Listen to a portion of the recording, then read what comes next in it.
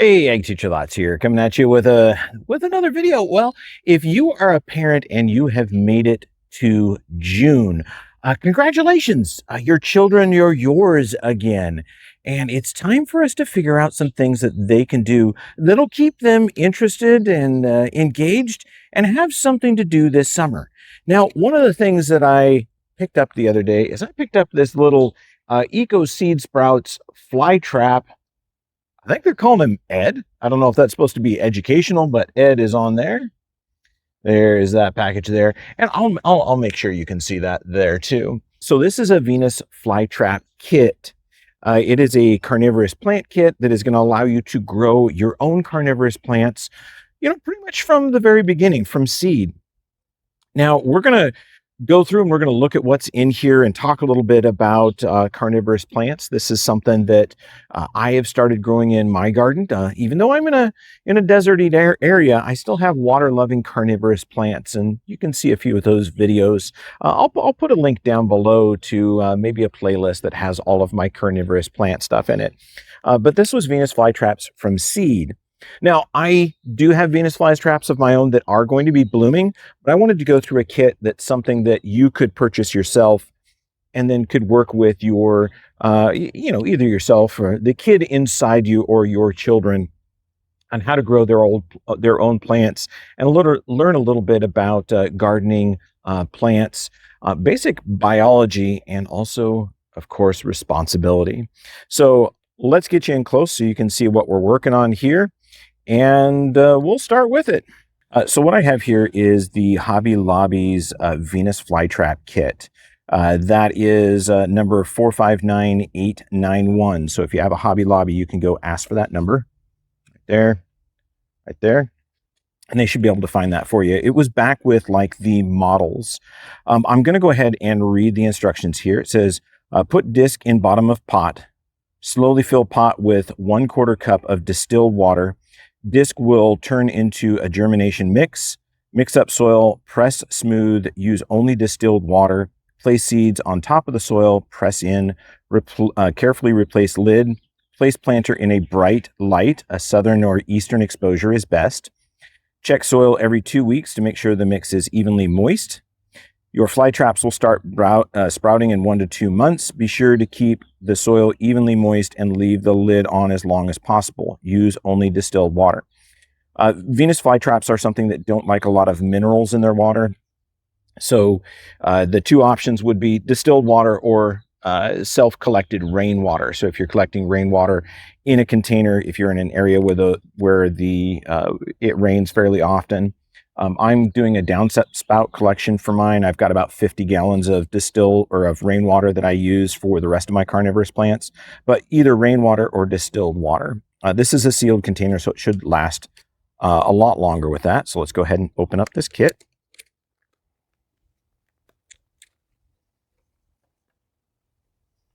Okay, so kind of like a little food container there.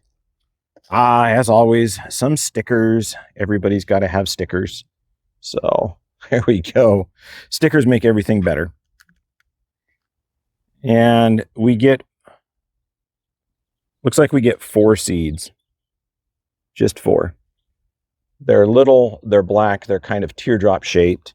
So 4 Venus flytrap seeds. That's a lot of money for 4 seeds. But we will go ahead and do those. And we've got a compressed soil pellet here. I won't be able to tell until it gets going whether it's cocoa noir, which would be shredded coconut husks, or peat moss. I don't know which it is. Okay, so we're going to go ahead and place that in the bottom of the container. I've got my watering can full of rainwater.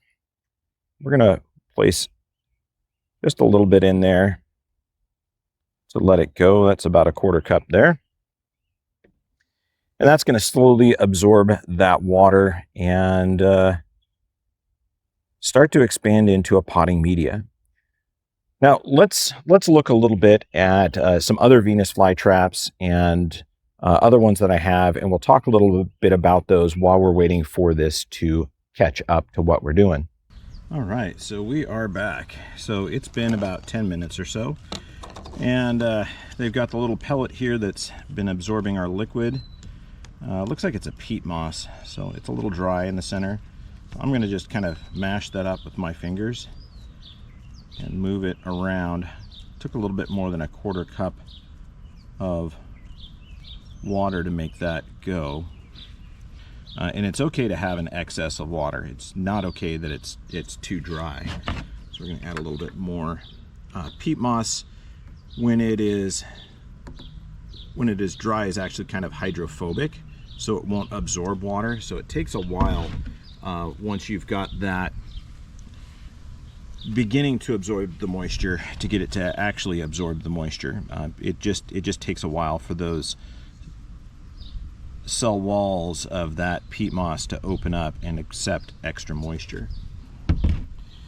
So you can see it's a little bit of standing water, which is okay because I'm sure this will keep absorbing moisture. But I think we're going to go ahead and add our seeds now to our mix. So as you can see, there's just 4 of them in there, and we're going to try to put them here on the lid. We'll use that as our container to dump the seeds into. Going to be careful not to lose any of our seeds. So we only have 4 chances right now.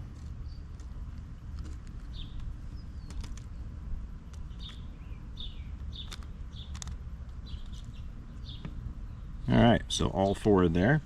I'm going to take a damp finger and I'm going to just press down where those seeds are and get it to stick to my finger. Then I can put it in and kind of scoot it off with my thumb and get it to fall. Maybe. Okay, maybe I need to get my finger a little bit drier. Yeah, I think it has to be a little bit drier. Give me a second. Okay, let's try it now. So just slightly damp, just press it on there, and you can come in with your fingernail, just kind of scooch it off the edge, and it should drop down. So there's one of them right there.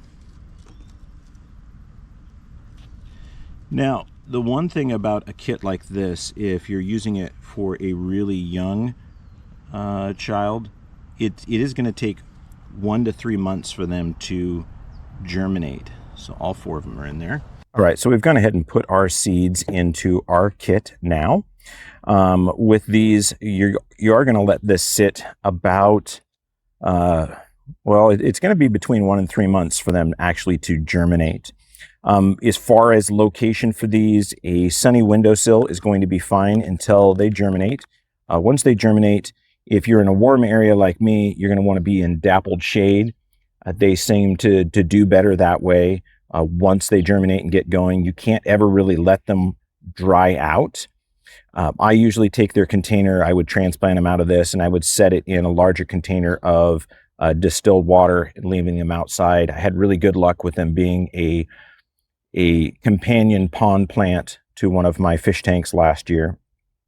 But Venus flytraps they're actually a temperate plant native to the United States. So they're native to the southeastern United States, and in their native range, they are actually kind of threatened because people come in and dig them up and basically poach them out of the wild.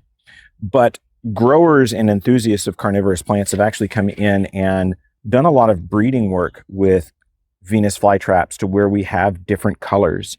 This one is a really dark maroon color, and there is only one species of Venus flytrap, but there are many, many varieties. This one grows in my indoor gardening area. I was trying to get it to be a lot bigger before I transferred it outside, and it's been doing really well indoors, so I almost hate to move it out. I just brought it out for this example. But this is just one of several sets of Venus flytraps that I have. I purchased it as one pot. There were actually 3 plants that I was able to divide out of it, and I'm going to let this keep growing indoors at this point and get larger. I've got it next to some of my tropical carnivorous plants, my Nepenthes pitcher plants. So this is an accompaniment there. But I do have others, such as this planter of Venus flytraps and pitcher plants. This one is about to bloom. So these are the bloom spikes of a Venus flytrap. This one kind of got damaged, but the the Venus flytraps are in here. They're starting to push out their summer leaves. Some of those are their spring leaves. So there's 11 of them hidden in here, and they sit in this container outside with the maroon pitcher plants. So everything in here is a carnivorous plant, except for like the liverworts and the moss and some of the inadvertent weeds that we're going to get rid of. But you can see that some of them are the same size as the darker maroon Venus flytraps that I have. And I let them just feed on their own to whatever they find. These plants are really trying to get going this year. They've kind of struggled with the weather, kind of snipping and snapping back and forth. So I'm really going to have to revise or work on that. I'm not happy with how they're growing. They did much, much better when they were companion plants in a water feature. So I may be dividing these in a few weeks. And as I water them, sometimes they get covered in soil, and that's not exactly good for them. But yeah, that's, it's a temperate plant that can be grown outdoors here in the United States. In most of your regions, they will handle a light frost. So you don't want them to get down below, I think, 25 degrees, and you don't want the pot to be cold enough that it freezes solid for extended periods of time. But I do grow them outdoors here. So they are a plant that I've enjoyed, and we will follow along with this little seed starter kit to see how these Venus flytraps do.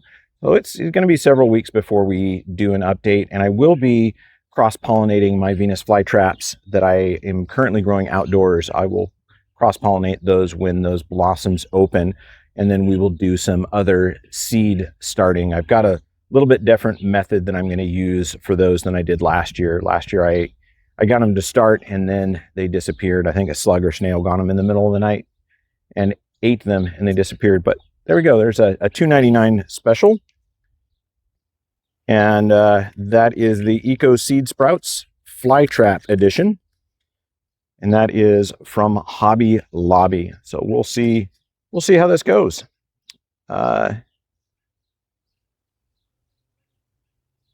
It says pot and dome made from corn. I guess that container is biodegradable. We'll see how it does. It looks like a food service cup to me.